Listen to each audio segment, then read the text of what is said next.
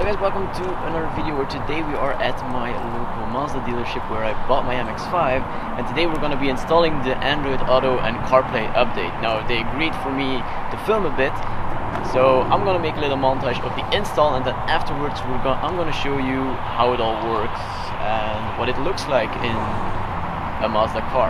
So this will apply to almost any Mazda with the Mazda Connect system from, I think it's 2014 onwards. But correct me if I'm wrong in the comments, and maybe I'll look it up and put it on screen if it's different. But yeah, let's go inside the garage and check out how they're gonna install it. And maybe we'll take a look, because I saw that there's a new Mazda 6 in the showroom, so maybe we'll take a look at that as well. But let's go and look at the install.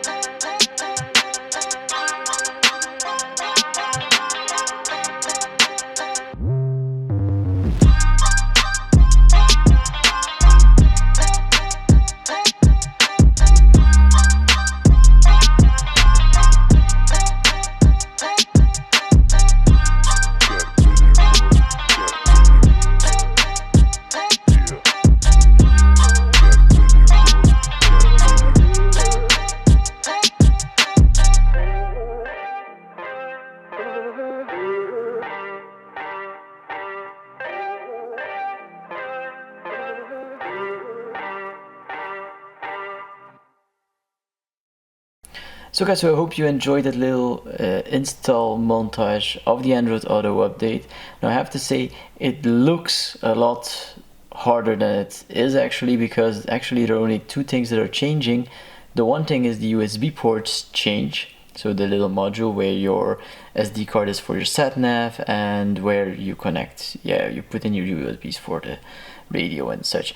And there are two extra cables, and that's why everything has to come apart. Two extra cables that go from that USB module to your actual infotainment system that is in the top of your dashboard. You can see that as well at the end.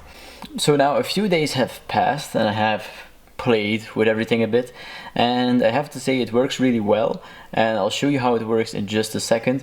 But I have to, for everybody who wonders, so for Apple CarPlay you have the touch screen that is enabled only when stationary. You can use the touch, but for Android Auto you can only use like the little scroll wheel that you have here.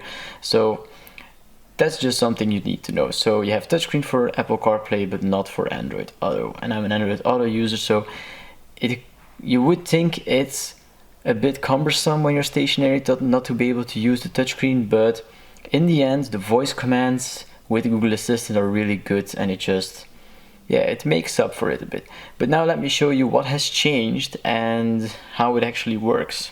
So guys, so now the first thing that changed are the USB ports. So as you can see, there is this new icon next to the top one right here, which actually indicates that this is a better charging port. So actually what changed with this module and the previous one, so for one you now have the connectivity for Android Auto, and otherwise the top USB port is now has a larger current. So this is now I think a 2.1 amp charge port, where the old ones were only 1.5 amp size, if I am correct.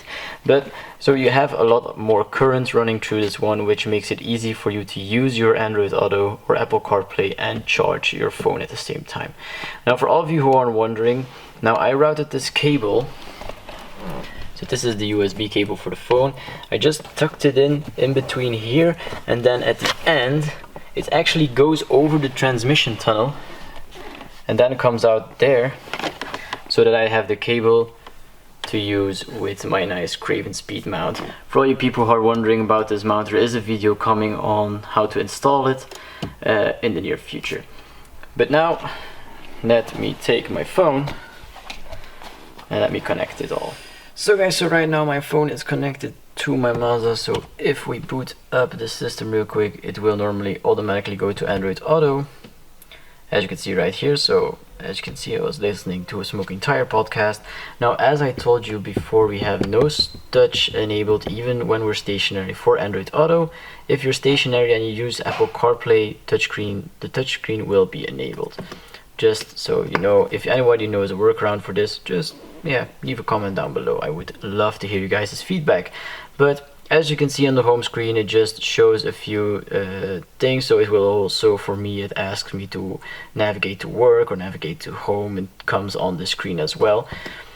Now also this works with Google Maps and Waze. Now what I have found is Google Maps works perfectly out of the box, but if you want to use Waze, and this can be to my phone specifically, but if I close Waze completely in my phone, or if I close Spotify or anything else in my phone, I just shut it off completely, it could be that it becomes unreliable or not functioning in Android Auto. So for example, for Waze, if I didn't have it running on my phone, it would just throw a blank screen. So that's not the most ideal thing that you want, but it's an easy workaround to keep it open on your phone, or just open it before you get, or when you get in the car. Now you can use everything, so you can use your music. So normally my Spotify, I have 3 apps. I have my podcasts, I have my Spotify, I have a few different things. So you see, I was on Spotify, I was listening to some Eminem. So it really works really well. Now for people who might say, oh god, no, it's really hard, it doesn't have the touchscreen, I'm really bummed out by that. I was too, but I have to say yeah, I just have to say that really the voice commands are really easy. So even if now, for example, Waze is open, so I'm just gonna go voice command. Open Google Maps, please. Opening Maps. So now it will open Google Maps. So okay, I'm very polite with my assistant for any of you guys who want to give me a comment about that. But I gotta say, so now I'm stationary, you guys. Oh, you're in a silent environment. I have been trying this out with my roof down at decent speed, and she still understood my commands rather quickly and rather easily. So I will say that the voice commands really make up for the lack of touch interface. But yeah, that's about all I can actually say about it. For me, it works really well, and for people who are wondering, you can still use your own media controls. So if you are in Android Auto and you use your nav or your music buttons on your little control knob, it will actually switch to music or maps inside of Android Auto, and then normally you can switch back from Android Auto into the Mazda interface, or vice versa. You can just keep your finger on the home button for like 3 seconds or so, and then it will switch back or forwards in whatever direction you want. You can also still use your radio from your Mazda with Android Auto. You can also still use your navigation from Mazda with your Android Auto. It just depends on which one is active, and that one will take give the majority of its commands. Now I don't know if it is in all countries, but for example, in Belgium, the Mazda Infotainment navigation system also gives fixed speed cameras, or at least the one that it knows of. Now those alerts still come true even when I use Google Maps or I use Waze. So all the alerts still come true even though you're using a different system, which I think is pretty handy. So now that I've showed you how everything works, this is actually, yeah, I have to say I'm really happy with the update. Is it 100% perfect? I don't think so, but the update has only been out for about a week, so I think the integration is gonna become better as Android Auto gets updates, because maybe they need to do some tweaks on their end to work better with the Mazda system.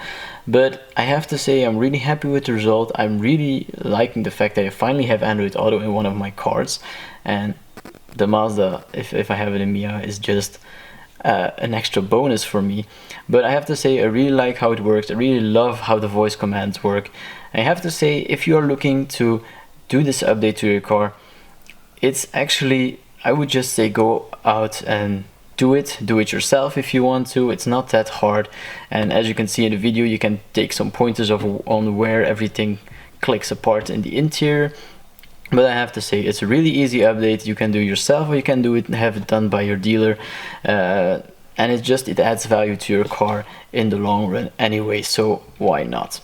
But that's all I got time for this week, guys. I hope you all enjoyed this video. Give it a thumbs up if you liked it. Give it a thumbs down if you think I rambled on a bit too long. But that's all I got time for. I'll see you guys next week. Thanks for watching. Bye bye.